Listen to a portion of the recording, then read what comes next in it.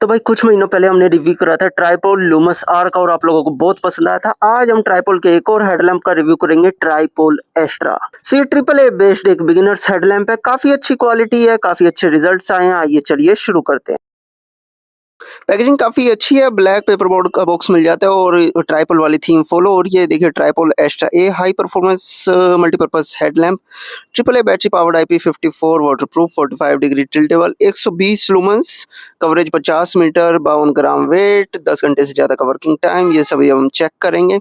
ये कुछ safety markings और पीछे भी वही ये इंस्ट्रक्शंस दे रखी हैं। ये आपके मोड मिल जाते हैं, ये कुछ वार्निंग्स। चलिए इसको खोल के देख लेते हैं। तो अंदर किसी भी तरह की पैकेजिंग नहीं है और ये हमारा हेडलैम्प आ जाता है। अंदर एटलीस्ट एक पॉली बैग वगैरह कुछ तो पैकेजिंग होनी चाहिए सेफ्टी के हिसाब से। तो ये देखिए, ये हमारा हेडलैम्प है। तो बिल्ड की बात कर लेते हैं। काफ़ी अच्छा हैवी ड्यूटी प्लास्टिक का बिल्ड है। प्लास्टिक की क्वालिटी काफ़ी अच्छी है। ये देखिए फ्लेक्सिबल प्लास्टिक है तो गिरने विरने से इतनी जल्दी क्रैक नहीं होगा। ऊपर से देख लेते हैं। Main beam button, red light button, ये आपकी 2 रेड लाइट LED, ये मेन बीम LED, ये हिंज है और ये फोल्डेबल सिस्टम। ये 45 डिग्री तक ये आप देख सकते हैं। यहाँ पे कुछ स्वेट होल्स दे रखे हैं ताकि आप माथे पे पहनेंगे तो पसीना वगैरह नहीं आएगा। तो ये कंसिडरेशन काफ़ी अच्छी लगी मेरे को।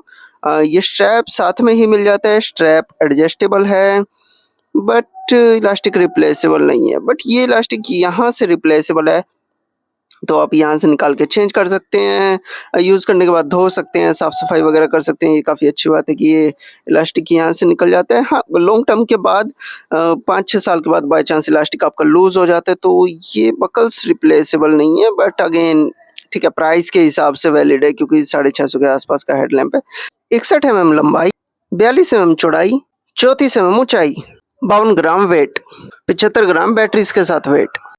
बाकी सीम्स वगैरह की क्वालिटी, जॉइंट्स की क्वालिटी काफ़ी अच्छी है, बटन्स की क्वालिटी काफ़ी अच्छी है। जो फोल्डिंग पोर्शन है यहाँ थोड़ा हल्का सा गैप है। अब देखते हैं वाटर टेस्टिंग में इसके क्या रिजल्ट आएंगे। आई होप IP54 क्रॉस हो जाए। ओवरऑल मैं कहूँगा कि 650 के प्राइस से बिल्ड क्वालिटी काफ़ी अच्छी है और रगेड है, मजबूत है। और आप हैवी यूज़ करते हैं जैसे कैंपिंग वैम्पिंग में तो गिरने विरने में इसमें ज़्यादा कुछ डैमेज नहीं होएगा। यूआई की बात कर लेते हैं। काफ़ी बेसिक और सिंपल यूआई। ये 2 लाइट मिलती हैं तो हमारे को 2 बटन मिलते हैं। अब राइट साइड में क्योंकि बेसिकली हेडलैम्प है आप इसको ऐसे यूज़ करेंगे। राइट साइड में मेन बीम का button, high, low, blinker, of. किसी भी तरह का मोड मेमोरी नहीं है बट एक अच्छी बात ये है कि किसी भी मोड में ना PWM नहीं है। ये देखिए आपको स्टेबल ब्राइटनेस यहाँ मिल रही है, किसी भी तरह की फ्लैशिंग नहीं है तो ये एक मेरे को काफ़ी अच्छी बात लगी। उसके बाद रेड लाइट में आ जाते हैं। लेफ्ट साइड में रेड लाइट का बटन, ऑन, ब्लिंकर, ऑफ। इसमें भी किसी भी तरह की मोड मेमोरी वगैरह नहीं है। अच्छी बात ये है कि 2 लाइटें हैं तो 2 बटन आपको सेपरेटली मिल रहे हैं। आप व्हाइट लाइट को व्हाइट उसके बटन से कंट्रोल करेंगे, रेड लाइट को उसके बटन से कंट्रोल करेंगे। ओवरऑल काफ़ी सिंपल यूआई है तो बच्चों के, सीनियर सिटीजन या जो लोग इतने टेक सेवी नहीं है उनके हिसाब से काफ़ी अच्छे कंट्रोल्स हैं। बटन्स की क्वालिटी काफ़ी अच्छी है, प्रॉपर टैक्टाइल फीडबैक है कि ये देखिए यहाँ से काफ़ी, यहाँ से ये बॉडी में आपकी कर्व है, बटन यहाँ से उठा है। ये काफ़ी अच्छी बात है क्योंकि ग्लव्स वगैरह के साथ इसको यूज़ करने में काफ़ी आराम होता है। इसको जैसे आप बिना देखे भी यहाँ से फील करके हमें पता चल जाता है ये लेफ्ट बटन है, ये राइट बटन है। सो ओवरऑल बटन की कंस्ट्रक्शन काफ़ी अच्छी है, रबड़ भी काफ़ी हाई क्वालिटी का और चारों तरफ से सीलिंग भी अच्छी है तो वाटर रेजिस्टेंस में भी हेल्प मिलनी चाहिए। ऑप्टिक्स की बात कर लेते हो, हमें एक सिंगल एक्रेलिक विंडो मिल जाती है। उसके नीचे हमारी 3 LED हैं तो लेफ्ट और राइट ये 2 लाल LED हैं, सिंपल 5 mm की LED हैं और सेंटर में ये हमारी मेन बीम की LED है। LED स्पेसिफाइड नहीं है बट डोम्ड LED है। सो और एक डीप रिफ्लेक्टर मिल जाता है तो हल्का फुल्का थ्रो और बेसिकली बैलेंस साइड ही हमारी बीम रहेगी। एक्रिलिक का फ्रंट ग्लास है, एक हाइब्रिड सी शेप है तो टाइम के साथ इस पे स्क्रैचेस आ सकते हैं। बाकी ये जो इसकी कंस्ट्रक्शन है यहाँ थोड़ा थोड़ा लिप दे रखा है तो यहाँ से कुछ बेसिक प्रोटेक्शन हमें मिलनी चाहिए।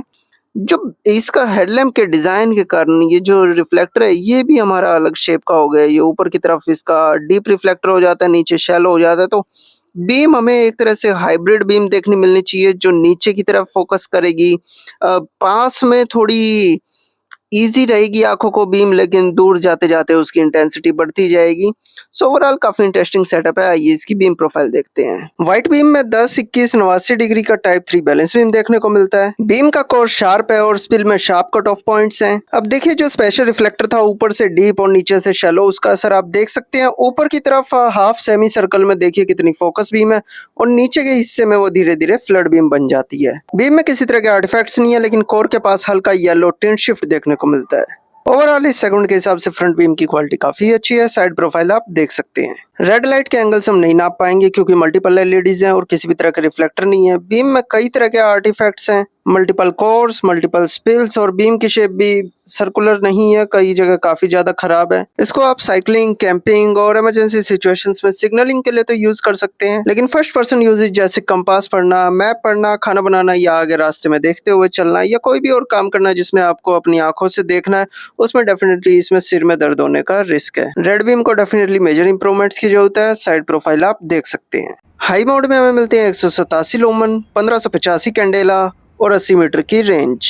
लो मोड में हमें मिलते हैं 50 लूमन, 396 कैंडेला और 40 मीटर की रेंज। रेड मोड के हम लूमन्स नहीं निकाल सकते, लेकिन हमें मिलते हैं 11 कैंडेला और 7 मीटर की रेंज। 1.5 वोल्ट की 3 ट्रिपल ए बैटरीज डलती है। अब देखिए इसमें दो तरह की बैटरीज डलती है, जिंक कार्बन और अल्कलाइन, या आप रिचार्जेबल्स भी लगा सकते हैं। मेरी एक फाइंडिंग इसमें ये हुई है कि अल्कलाइंस में लीक होने का रिस्क है। ये अब देखिए रन टाइम टेस्टिंग के बाद ये लीक हो गया। अब ये मुझे पूरा खोल के साफ करना पड़ेगा।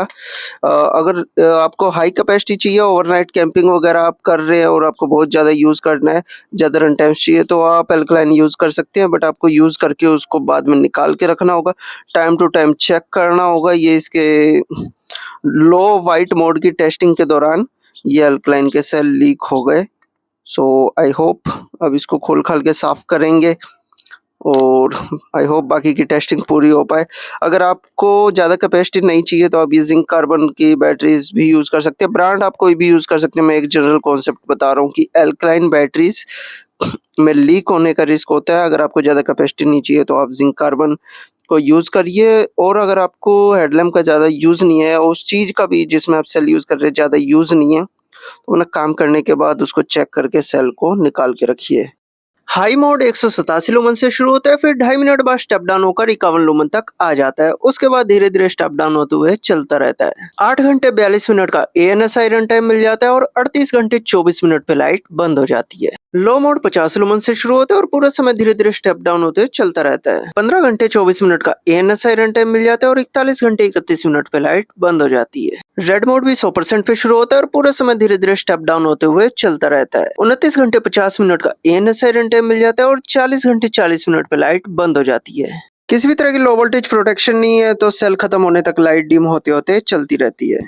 लाइट के थर्मल्स भी काफी अच्छे हैं। ऑलमोस्ट 200 लुमन के आसपास का आउटपुट है, लेकिन फिर भी किसी भी मोड में किसी भी तरह की हीटिंग नहीं है। सो फाइनली ट्रिपल ए के हिसाब से अच्छे रन टाइम से निकल के आए। ये अल्कलाइन के रन टाइम से अगर आप जिंक कार्बन की बैटरीज यूज कर रहे हैं तो इसका 40 से 60% समझ के चलिए। दूसरी चीज आप ग्राफ में देख सकते हैं, सेल से चलते हैं और लीनियर ड्राइवर है तो कॉन्स्टेंट ब्राइटनेस आपको नहीं मिलती है। रन टाइम्स काफी अच्छे हैं, लेकिन शुरू के 2 घंटे में जो ब्राइटनेस मिलेगी आखिरी के 2 घंटे में उससे काफी कम मिलेगी। तो अगर आपको ज्यादा पावर नहीं चाहिए और आप अपनी लाइट का बहुत कम यूज करते हैं, मतलब साल में 2-3 बार यूज करते हैं या गाड़ी में रखते हैं या साल में एक आधी बार ओवरनाइट कैंपिंग, मतलब आपका यूज बहुत कम है लेकिन आपको अफोर्डेबल बजट में एक रिलायबल हेडलैम्प चाहिए, तो आप इसको सिलेक्ट कर सकते हैं।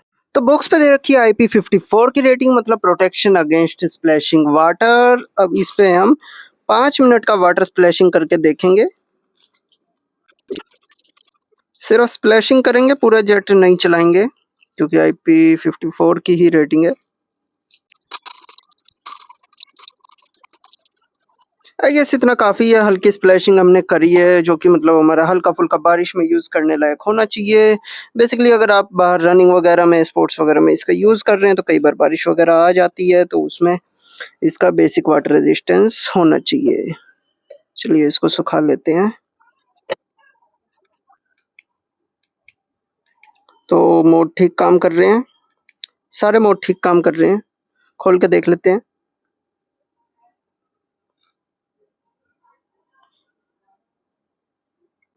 तो बैटरी कंपार्टमेंट में हल्का फुल्का पानी आ गया है।